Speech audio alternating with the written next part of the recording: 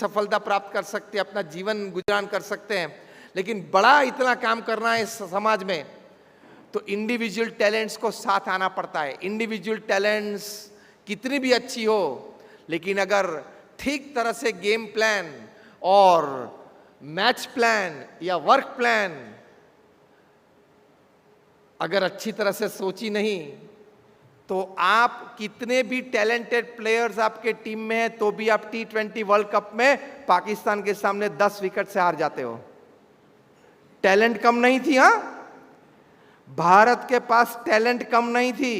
KL Rahul ले लो, रोहित शर्मा ले लो, विराट कोहली ले लो, one of the most powerful batting lineup in the world. Talent बहुत थी। हम ये नहीं कहते हैं कि टीम वर्क नहीं था, हम ये नहीं कहते कि यूनिटी नहीं थी, हम ये कहना चाहते हैं कि टैलेंट कितनी भी हो, कभी कोई टैलेंट खिल जाती है, काम कर लेती है, तो आप मैच जीत भी लेते हो, लेकिन टूर्नामेंट जीतने के लिए आपको टीम वर्क और कोलैबोरेशन चाहिए, वरना आप टूर्नामेंट नहीं जीत सकते हो, लंबे तक नहीं चल सकते हो। Individually you can be attacked, collectively you have a powerful defense। हाँ या ना? इंडिविजुअली आप पे कोई हमला कर सकता है, लेकिन कलेक्टिवली होते हो तब आपका डिफेंस बहुत स्ट्रांग होता है। तो अटैक करने वाले को भी ग्रुपिंग करना पड़ता है। शेर भी अकेला शिकार नहीं कर सकता है, उसको भी 4-5 साथी चाहिए। कोलैबोरेशन से ही काम होता है। देखिए ना वीडियोस डिस्कवरी में, बीबीसी पे, तो ये बात बनती है। 2006 में ऑस्कर, अमेरिका में जो ऑस्कर अवार्ड्स मिलते हैं फिल्म को, उसमें शॉर्ट फिल्म्स की भी एक एंट्री होती है, उनका एक सेक्शन होता है। उसमें 2006 में जिस फिल्म को अवार्ड मिला, वो फिल्म 7 मिनट की थी। ये शॉर्ट फिल्म कैटेगरी में मैक्सिमम 10 मिनट अलाउड है। ये 7 मिनट की फिल्म में कोई डबिंग नहीं था, मतलब कोई आवाज नहीं था, मतलब साइलेंट मूवी थी।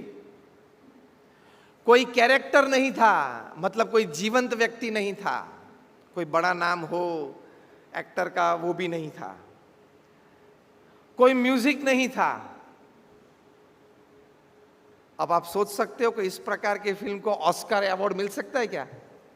फिल्म में म्यूजिक ना हो, कोई लाइव कैरेक्टर ना हो, कोई वार्तालाप ना हो, एक भी डायलॉग ना हो, साइलेंट मूवी हो, तो इसको इस जमाने में क्या अवार्ड मिल सकता है? फिर भी मिला, और वो भी ऑस्कर मिला। वो फिल्म क्या थी? एक जर्मन फिल्म थी। तो ये फिल्म में एक डिस्क थी, इतनी चौड़ी होगी शायद, और 5-6 गुड़ियां एक एक कोने पे खड़ी थी, और वो डिश को सेंटर सपोर्ट था। तो सेंटर सपोर्ट मतलब ग्राउंड से 4-5 फीट ऊपर ये डिस्क, वो बीच में सेंटर सपोर्ट के सहारे वहां खड़ी थी। ऊपर से एक ऑर्नामेंट गिरा,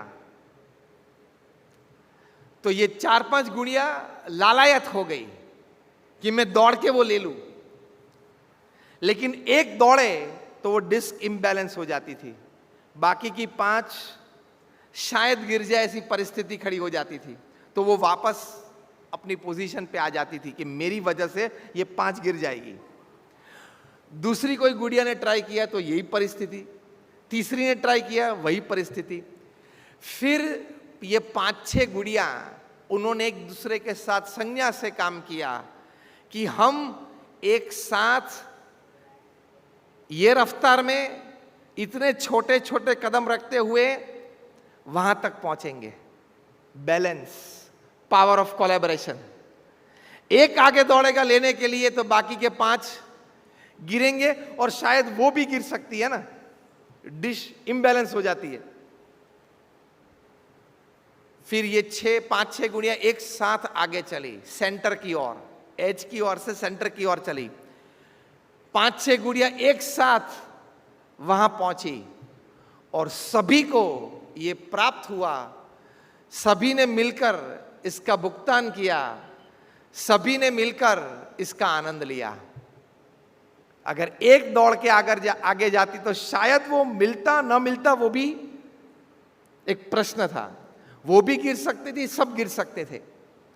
ये फिल्म को ऑस्कर अवार्ड मिला क्योंकि टाइटल क्या लिखा था? Together we are better, together we are better. ये विचार इज सीडिंग गुडनेस, जो आपका सूत्र है।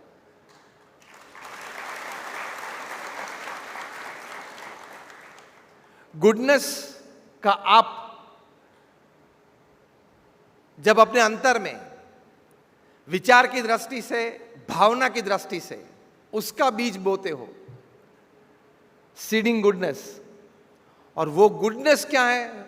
अनेक प्रकार की गुडनेस है, लेकिन आप सभी के लिए, सह्याद्री परिवार के लिए प्रथम गुडनेस क्या है?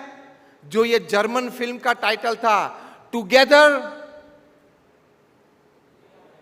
We are better, together we are better. वो प्रथम गुडनेस कोऑपरेटिव सेक्टर में सीडिंग आपके हृदय में आपको करना है। वो सीडिंग गुडनेस सिर्फ पढ़ना नहीं है, लेटर पैड पे सिर्फ उसको वो छपा हुआ इसलिए पढ़ते हैं वो नहीं है। You have to seed goodness in your hearts and minds that together we are better. साथ में हैं तो हम सब समृद्ध हैं। तो मैंने आपको एक फुटबॉल का दृष्टांत दिया, मैंने आपको एक मैनेजमेंट एक्सपर्ट की राय दी, मैंने आपको एक जर्मन फिल्म को ये अवार्ड मिला उसकी बात की। इन तीनों बातों से एक बात स्पष्ट होकर हमारे सामने आती है, और वो है जो अमेरिका के प्रेसिडेंट जॉन एफ कैनेडी ने अपने प्रथम प्रेसिडेंशियल एड्रेस में कहा था, united we stand and divided we fall. United we stand and divided we fall. This is called power of collaboration. हम साथ में रहेंगे तो हम खड़े रह पाएंगे। कहां? तकलीफों के सामने, कहां? अपनी प्रगति की राह पे।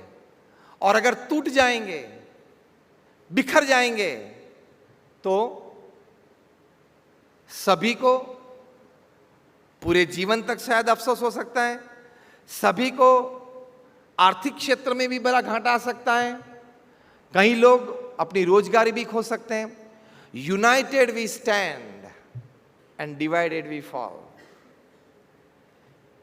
लेकिन एक कम नसीबी मैं आपको बताऊं, थोड़ी सी कम नसीबी, और वो क्या है? एक कहावत है, 1 इंडियन इक्वल टू 3 जापानीज। मतलब एक भारतीय है, उसमें इतनी ताकत है, इतनी श्रद्धा है, एक एटीट्यूड है कि वो 3 जापानीज का काम अकेला कर सकता है। ये कहावत को आगे ले जाते हैं, 2 इंडियंस इक्वल टू 1 जापानीज। ये कैसी फॉर्मूला हुई? 1 इंडियन इक्वल टू 3 जापानीज। तो 2 इंडियन मतलब कितना होना चाहिए? लीनियर इक्वेशन से बोले 6 होना चाहिए। ये कहावत बनी है बहुत समझ के, इसलिए मैंने बोला थोड़ी कम नसीबी है। 1 Indian equal to 3 Japanese, but 2 Indians equal to 1 Japanese. मतलब जब 2 हम साथ में आते हैं तब एक दूसरे की टांग खींचते हैं, अपना अभिप्राय छोड़ने के लिए तैयार नहीं होते हैं, अपनी मनमानी करने का प्रयत्न करते हैं। मैं जो कहूं वो सही है उसका आग्रह रखते हैं। I am more educated and more intelligent than you, so you should obey me. मैं आपसे सह्याद्री फार्म में ज्यादा सीनियर हूं, आप मेरे हाथ नीचे काम कर रहे हो, तो आप ठीक है एक बार अपना अभिप्राय बताएं, लेकिन फाइनली तो आपको मेरा ही अभिप्राय स्वीकार करना पड़ेगा।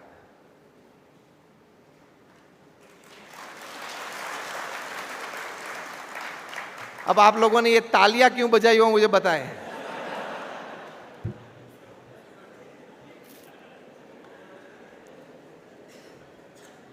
यहां पावर ऑफ कोलैबोरेशन टूटता है, कोलैबोरेशन टूटता है।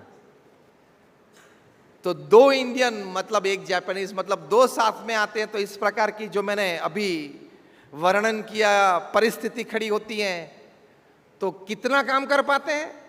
सिर्फ एक जापानीज जितना काम कर पाते हैं, क्योंकि आधा समय किसमें बिकता है? बाजू वाले का, मतलब मेरे साथी का, मेरे साथी कर्मचारी का बुरा दिखाने में, बुरी रिपोर्ट ऊपर भेजने के लिए।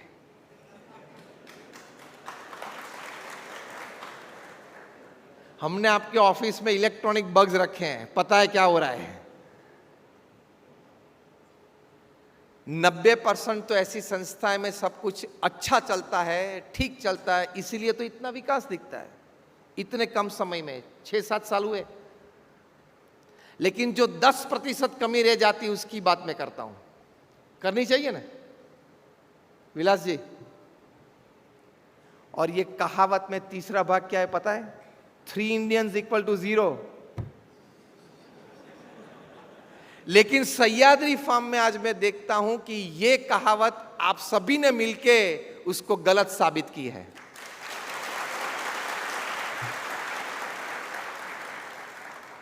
Three Indians is not 0. 3 Indians, when they come together, they can create an institution of this class.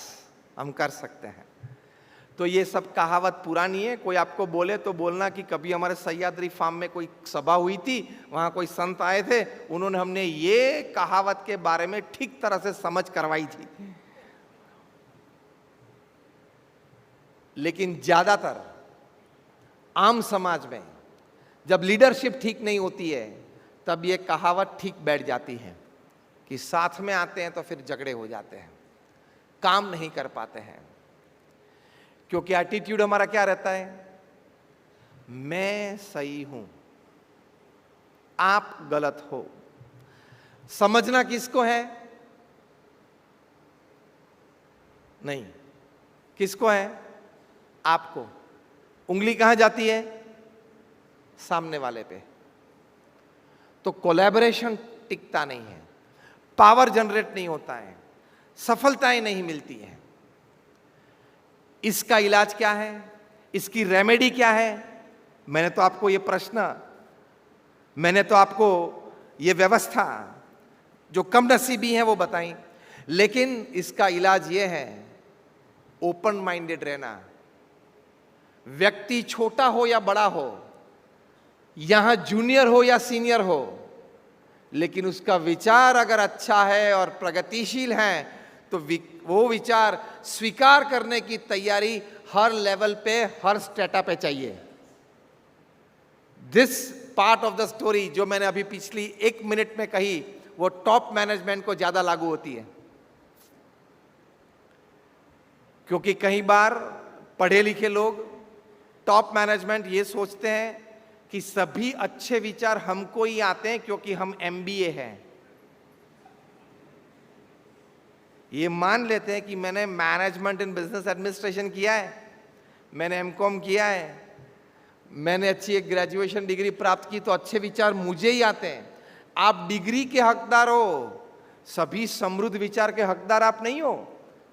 समृद्ध विचार तो किसी को भी आ सकते हैं। आपको जान के शायद ताज्जुब होगा कि 80% विचार जिन्होंने इतिहास की करवट बदल दी है इस पृथ्वी पे, वे विचार क्लास 3 और क्लास 4 कर्मचारी को आया है।